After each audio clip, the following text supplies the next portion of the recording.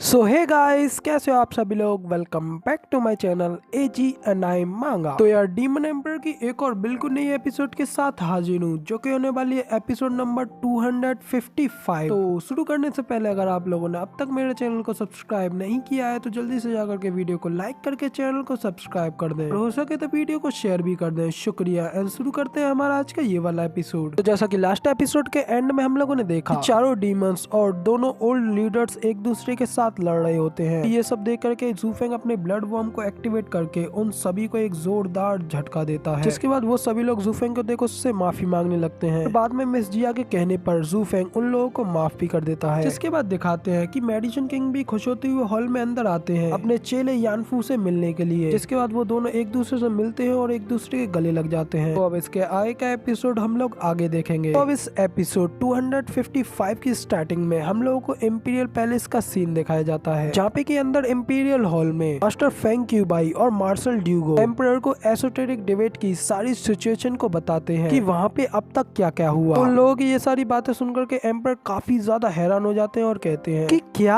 आखिर तुम लोग क्या कह रहे हो। यान वेंगोई, ल्यूशन और लिन जुआनफेंग, यहाँ तक कि टियानियो का number 1 genius Huangfu king Tian, वो सब के सब लोग ज़ूफेंग के हाथों से मारे गए। इसके बाद फिर एम्परर आगे बोलते हुए कहते हैं कि जब मैंने ज़ूफेंग को पहली बार मिलकर के उसको ये मिशन दिया था, मैंने सोचा था कि उसको इस मिशन में सक्सेस होने का सिर्फ आधा यानी कि 50% ही चांस है, लेकिन एक्चुअली में ज़ूफेंग अपनी ड्यूटीज से बियॉन्ड निकल करके ये इतनी ज्यादा वंडरफुल पीस ऑफ न्यूज दे जाएगा, इस बात का मुझे बिल्कुल भी विश्वास नहीं था। इतना कहने के बाद एम्परर खुश होते हुए उनसे कहते हैं कि आगे बताओ, आगे और क्या क्या हुआ। एम्परर की ये बात सुनकर के मास्टर फेंग क्यूबाई और मार्शल ड्यूगो दोनों ही थोड़ा घबराते हुए एक दूसरे के चेहरे की ओर देखने लगते हैं। तभी मास्टर फेंग क्यूबाई आगे बताते हुए कहते हैं कि योर मैजेस्टी, उस एसोटेरिक डिबेट में हुफू किंगटिया ने रिवील किया कि उसके पास ड्रैगन वेन सोल थी। भले ही रीजन स्टेट ने वहाँ पे उस पूरी सिचुएशन को टैकल कर लिया था, लेकिन मुझे विश्वास है कि उन लोगों ने जरूर वहाँ कुछ ना कुछ गड़बड़ी जरूर की होगी, जिससे कि उन लोगों ने इंपीरियल फैमिली की ड्रैगन वेन सोल को चुरा लिया। तो मास्टर फेंग क्यूबाई की ये वाली बात सुन करके पर काफी ज्यादा गुस्से में आ जाते हैं और अपनी टेबल पर हाथ मार करके से में अपने चेयर पे से खड़े होकर के कहते हैं, तो आपके कहने का मतलब ये है कि रीजन स्टेट इतने ज्यादा बोल्ड तरीके से ग्रो हो गया है कि वो इंपीरियल फैमिली के बाद ड्रैगन वेन सोल को ले सकता है, और यहाँ तक कि उनमें से कोई एक ड्रैगन वेन सोल का मास्टर भी बन गया है। इधर एम्परर अभी गुस्सा हो ही रहे होते हैं कि तभी उन्हें अचानक से एक बात याद आती है और वो शांत होकर के कहते हैं कि लेकिन एक मिनट रुको, तुम जो ये कह रहे हो ये बिल्कुल भी सही नहीं हो सकता। अगर हांगफू किंगटियान के पास सच में ड्रैगन वेन सोल होती तो उसे इस वर्ल्ड की प्रोटेक्शन में होना चाहिए था, तो फिर आखिर ऐसा कैसे हो सकता है। ये सुन फिर मास्टर फेंग क्यूबाई आगे कहते हैं कि योर मैजेस्टी, मुझे डर है कि आपके अजम्पशन बिल्कुल सही है। ज़ूफेंग एक ऐसा व्यक्ति है जिसके के ऊपर विश्वास किया जाना चाहिए। उसने सच में हांगफू किंगटियान को मार डाला और ड्रैगन वेन सोल को भी अपने वश में कर लिया और 9 दिनों तक पूरी दुनिया को हिला डाला। मैंने जो देखा वो एक ऐसा व्यक्ति है जो अपने भाग्य को भी पूरी तरीके से बदल सकता है। तो फेंग क्यूबाई की ये बात सुनकर के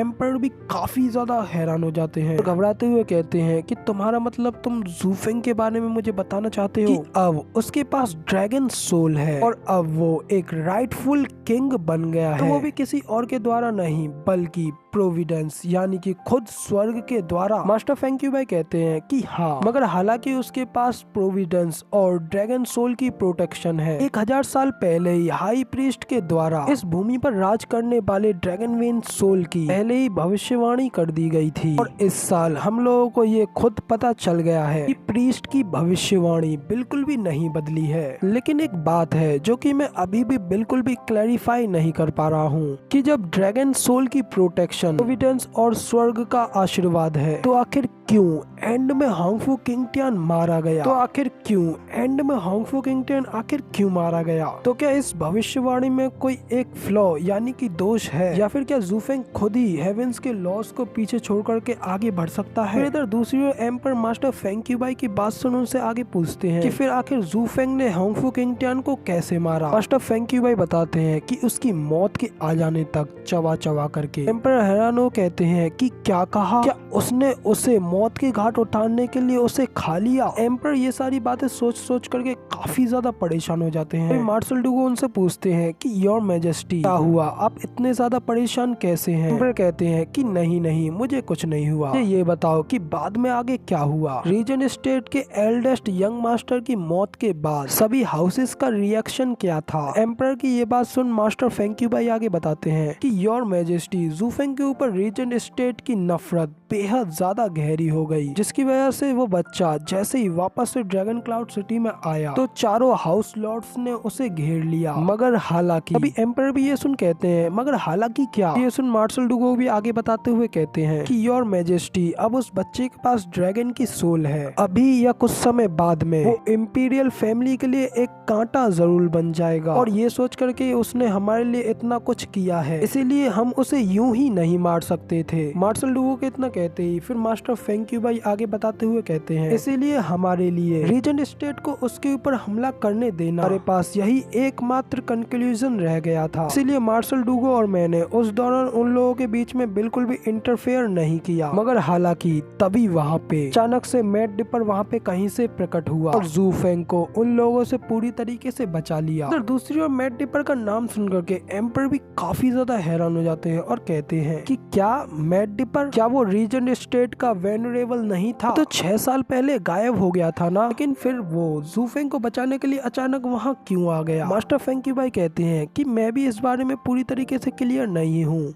मुझे सिर्फ इतना पता है कि उसने रीजन स्टेट से अपना मुंह मोड़ लिया और ल्यूक्लेन की साइड लेकर के उनका एक एल्डर बन गया। इधर फिर मार्शल डूगो भी आगे बताते हुए कहते हैं वो जू फेंग के ऑर्डर्स को भी पूरी तरीके से फॉलो करता है और यहाँ तक कि वो रीजन स्टेट को खत्म करने के लिए जू फेंग के ऑर्डर्स पर बिल्कुल स्पष्ट रहा। उसने हुआंगफू टियानयुआन और बाकी के सभी लोगों के ऊपर अटैक करने से पहले एक पल के लिए भी संकोच नहीं किया। मार्शल डूगो की ये बात सुनकर के एम्पर और भी ज्यादा हैरान होते हुए कहते हैं कि क्या ड्रैगन क्लाउड सिटी में रीजन स्टेट को पूरी तरीके से डिस्ट्रॉय कर दिया गया? तो ये सुन मास्टर फेंक्यू भाई कहते हैं ऑफ कोर्स बिल्कुल नहीं, क्योंकि अगर रीजन स्टेट के सभी एल्डर्स मारे जाते हैं तो हमारे इस पूरे वर्ल्ड पर केओस छा जाएगा। योर मैजेस्टी इससे सिर्फ और सिर्फ नुकसान आपको ही होता, इसीलिए उन लोगों के बीच में मैंने अपना कदम रखा। लेकिन ली जिंगटियान सच में बेहद ज्यादा स्ट्रॉन्ग था, वो ऑलरेडी अपने रेडिएंट स्टेज के पीक लेवल पर पहुंच चुका है। उसके सामने मैं बस इतना ही कर सका कि मैं उस फाइट को बस ड्रॉ ही करवा पाया और इसीलिए इस सब के लिए मैं बेहद ज्यादा शर्मिंदा हूँ। इधर मास्टर फेंक्यू भाई की ये सारी बातें सुन करके एम्पर भी अपने मन में कहते हैं कि तो क्या इसका मतलब ये है कि ल्यूक्लेन अब 7 बड़ी फैमिलीज के बिल्कुल सेम लेवल पर आ गई है, यहाँ तक कि तो वो रीजन स्टेट के सामने ही दूसरे स्थान पर है। सिर्फ 10 सालों के अंदर अंदर ही वो नीच क्लैन इतना ज्यादा ग्रो कर गया है और वो भी सिर्फ एक डिकेड के अंदर ही। तो अब इधर एम्पर के इतना कहते ही हमारा ये वाला एपिसोड यहाँ पे मैं कंप्लीट करता हूँ। तो अब इसके आगे की स्टोरी हम लोग इसके नेक्स्ट पार्ट में कवर करेंगे। फिलहाल के लिए वीडियो पसंद आई हो तो यार एक लाइक कर देना, साथ ही कमेंट करके बताना कि आपको हमारा ये वाला वीडियो का एक्सप्लेनेशन कैसा लगा। इसके आने वाली नेक्स्ट वीडियो को देखने के लिए मेरे इस चैनल को सब्सक्राइब जरूर से कर लेना। जिसके बाद मैं मिलता हूँ आपसे अगली वीडियो में, तब तक के लिए टाटा बाय बाय, फिर मिलते हैं।